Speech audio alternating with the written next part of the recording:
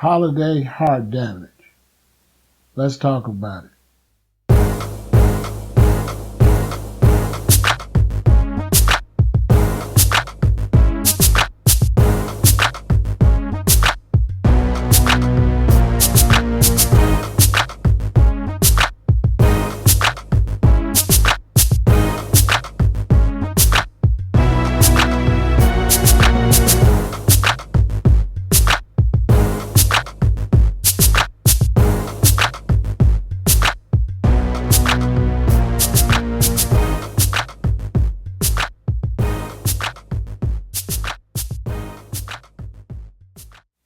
Now, every time the holidays come around, the medical associations and doctors all across the United States have reported that people have more heart attacks, more heart failure, more strokes.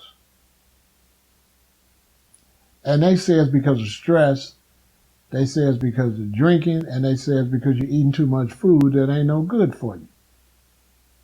Now, the thing is, if you wasn't drinking so much and eating all that dead flesh, the stress wouldn't kill you. So the stress ain't got nothing to do with it. The bottom line is that these holidays that you're celebrating are days designed to kill you.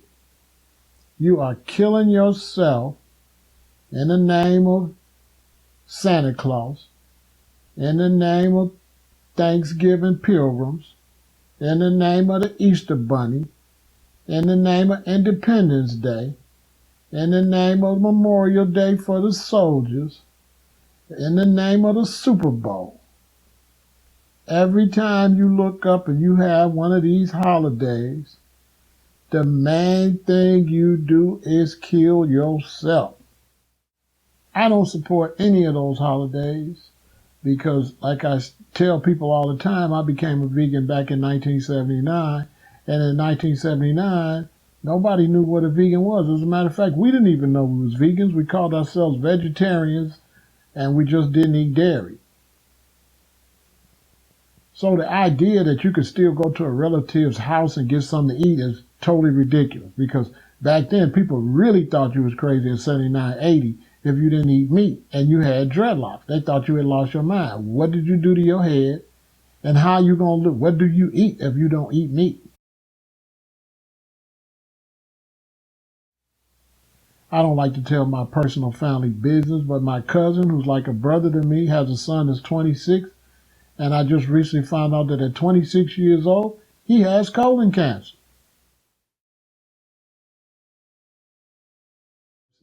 How could you sit and watch your mother, your father, your relatives actually destroy their health? And every year, from Christmas to Christmas, from Thanksgiving to Thanksgiving, from 4th of July to 4th of July, you see them getting sicker and sicker and sicker. You see their medicine cabinets stay full of medicine. They're always making doctor's appointments. They got diabetes. They got Alzheimer's. They got Parkinson's, congestive heart failure. They're having strokes, heart attack, kidney failure, liver disorders, colon cancer, cancer of the stomach, cancer of the rectum.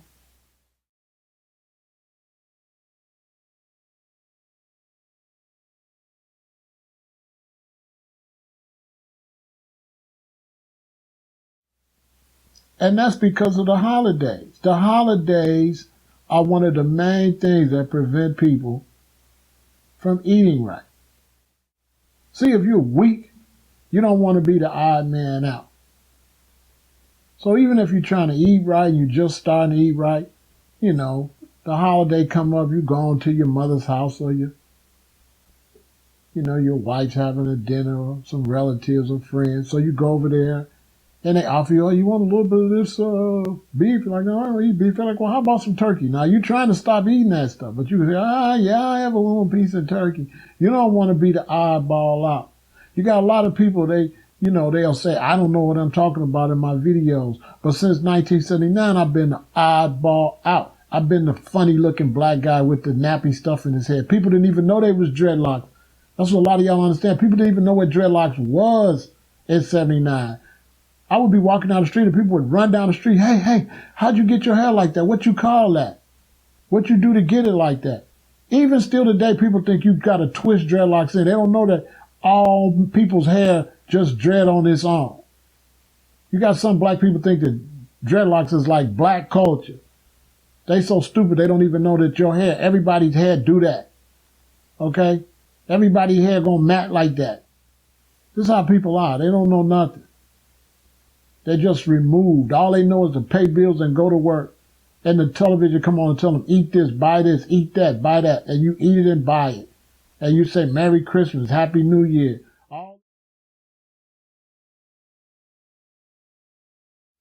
Now, one thing you can't do, you can't tell people how to eat. Because, like I said, they don't want to be the eyeball out. When you tell them to stop eating all this stuff, that means no Christmas. How they going to have a Christmas without a turkey and all that? So they're not willing to do that. You could be sick for 20, 30, 40, 50 years. You could be sick. It reminded me when I was a kid. And my mother would make me hamburgers all the time, and I'd be eating these hamburgers, nice brown, juicy hamburgers with all the vegetables on it. It's in the bread from wheat, and it's all vegetables and ketchup and mustard. It ain't like the meat is good. It's always stuffed with the vegetables around it for the flavoring. So I would eat these hamburgers, and one day, I came downstairs, I was a little kid, and I looked in the sink, and I seen this red stuff, and it was like red, looked like blood was running into the sink. Well, my mom had took the hamburger out of the refrigerator and was letting it thaw out. So I asked my mother, Mom, what is that? She said, that's hamburger. And I'm thinking,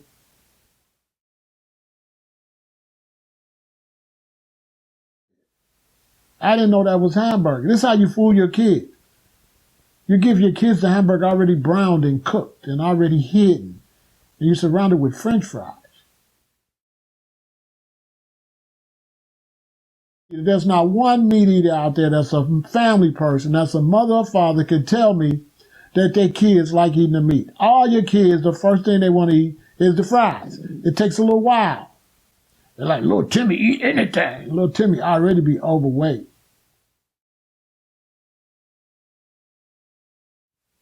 So that's what these holidays are all about. Destroying your heart, killing yourself. It's murder. The main thing is gluttony. Go buy a bunch of food. That's it. They don't represent nothing but death, suicide, and genocide. That's what your holidays represent. Suicide and genocide.